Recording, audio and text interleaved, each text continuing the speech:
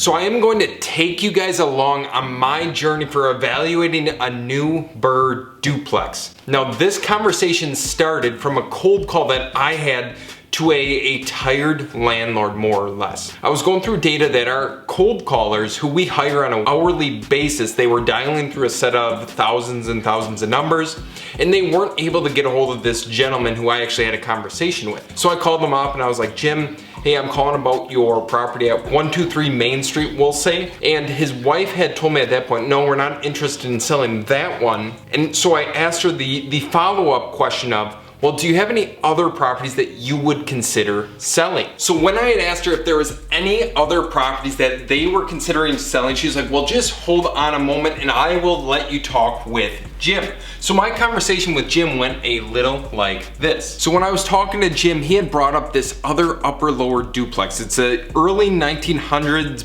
built duplex, typically one bed, one bath on each floor. And to my knowledge, he had owned it for quite some time, but he's in his late 70s and he wants to get out of the rental business because he was dealing with some personal health issues. So Jim had stated that he had a realtor give him some quotes about a year, 2 years ago regarding price, and he was looking for about $90,000, which he knew was a retail price, but he would be willing to negotiate off of that because there wasn't going to be any fees, there wasn't going to be any commissions, and ultimately there wasn't going to be any repairs that he would need to make. So what Jim ended up doing was sending me over some photos, some descriptions on the units, and to my surprise, the units were in much better condition than I had anticipated, and I'll put those photos up on the screen right now for you to look at. So the bathrooms were pretty decent, the kitchens were decent, it looked like the units had been painted at one point. He even stated that he had replaced the water heater recently, some electrical work, some plumbing work, and the units were well cared for and taken care of over the last multiple years from the tenants that were currently in place.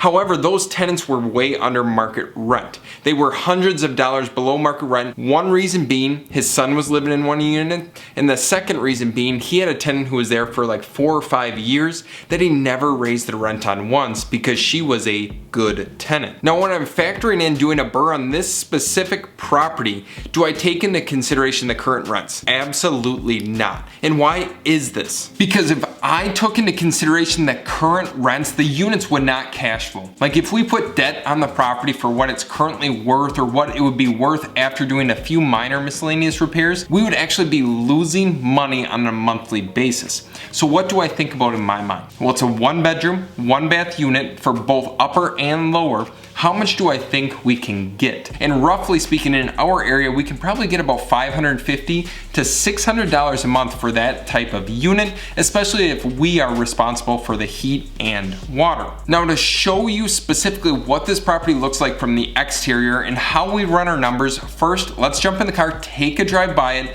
and then we'll get back in front of the whiteboard and finish things off. Sit if we're gonna buy a duplex. Sit. Oh, we're buying a property.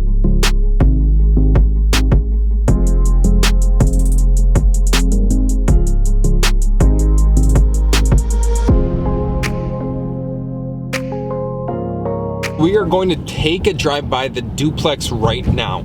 And this one in particular is in Oshkosh, Wisconsin. So Oshkosh, as some of you may know from my past videos, is about 70,000 people in population. It is a very blue collar area. And the average price point at the time of this recording is about $180,000. Now, of course, I'm recording as I'm driving, so I apologize for some of the muffled sound or the bad camera quality. But we're kind of just driving through the streets of Oshkosh on our way to the property. Then I'll show you what the exterior looks like and what I made an offer based upon without physically seeing it in person yet. So I gave the guy a verbal offer of where I feel like we would be extremely comfortable sitting, and he said, well, Carter, I think it's worth you taking a look at further. You can see it in person and then we can finalize some numbers on the spot, which I am going to this week on, I think Wednesday it is, or Tuesday as of right now. So I'm looking forward to that appointment, but we will take you by the house here in just a second. You guys, we're going to drive by the house. I will show you the exterior really quick, but we're not going to stop in front of it because there are occupants there. We don't want to disturb them. We don't want to show what we're doing because obviously it's a little strange if someone's outside your house recording and you have no idea who they are. So we're going to take a drive by. Katie is behind the camera. She is going to videotape the house briefly, and then we will jump back into the office where I'll run through the numbers with you.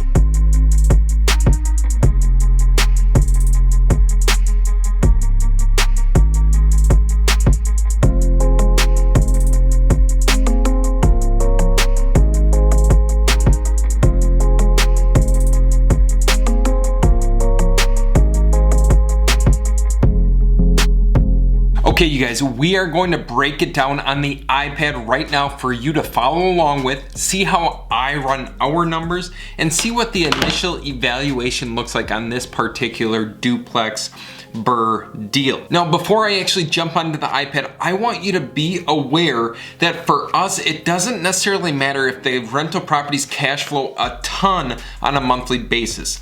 More or less, we are looking at purchasing these properties for the tax advantages, for the future cash flow, and for the appreciation of the assets over time. And we can get into most of these deals for little money out of pocket. So without further ado, let's jump onto the iPad right now and walk through this. So our example property, let's say it is at 123 Main Street in Oshkosh, Wisconsin, which may or may not be addressed, I'm not even sure. But it's an upper lower duplex, 2 units, and the ARV on this particular place is $115,000.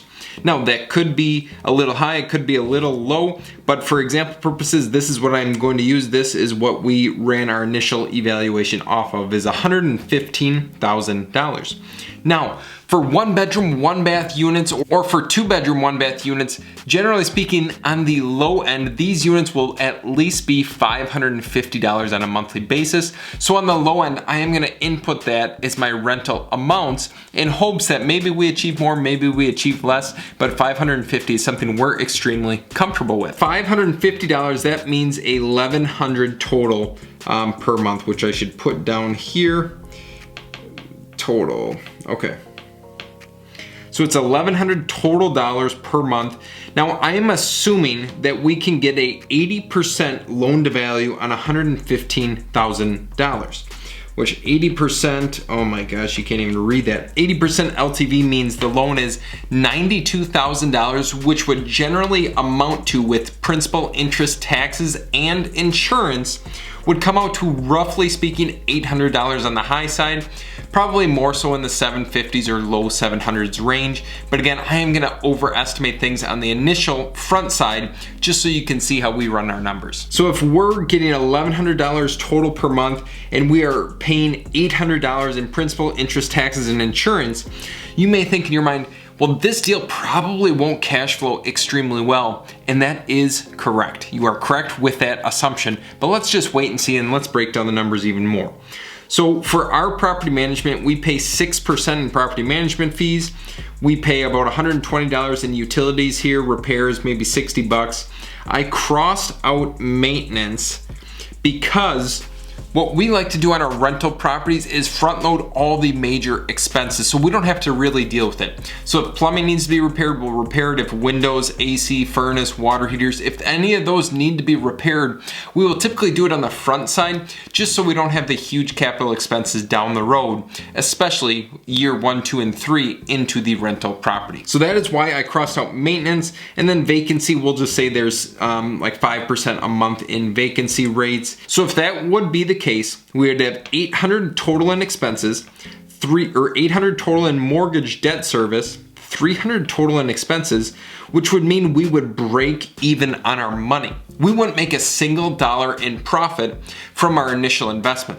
However, did I tell you what our initial investment was in this specific deal? Well, I had initially hinted at, we had provided the gentleman with an offer of $76,000. And you might be thinking, well, Carter, your loan amount was $92,000, you offered him $76,000, and the property's worth $115,000. Now, where are these numbers coming from? Well, how we run our numbers on our BRRRR deals, because we have relationships with local community commercial banks, we run our numbers 80% of the ARV minus repairs. or in this case, I ran it a little bit more on the lean side of things. I did 110,000 times 80% minus my expected repairs from the photos from driving by the place, and we came up with our offer price of 76,000 and some change. Now with this, we would bring $0 to closing. We would only cover our closing costs. We wouldn't put a down payment down. The bank finances the entire thing for us because we have a relationship with them. So this is a simple BRRRR deal that may not work for you, but even in the case that we break even in a worst case scenario event every single month, we're still getting the tax advantages. We're still getting the depreciation of the property. It is still appreciating in value, and the tenants are paying down the mortgage every single month. So I don't know for you, but in a worst case event, we break even. Best case event will probably cash flow $150 per unit, which is our goal. That's what we shoot for on a rental property basis. However, we have $0 into this thing up front. It's all financed, and this will be an asset that we can hold for the next 5-10 years and then sell it off or refinance it down the road. If you want to learn how to find deals like this for yourself, check out my video right here on how we segment down within the REI SIFT platform and find owners who are most motivated in selling their properties.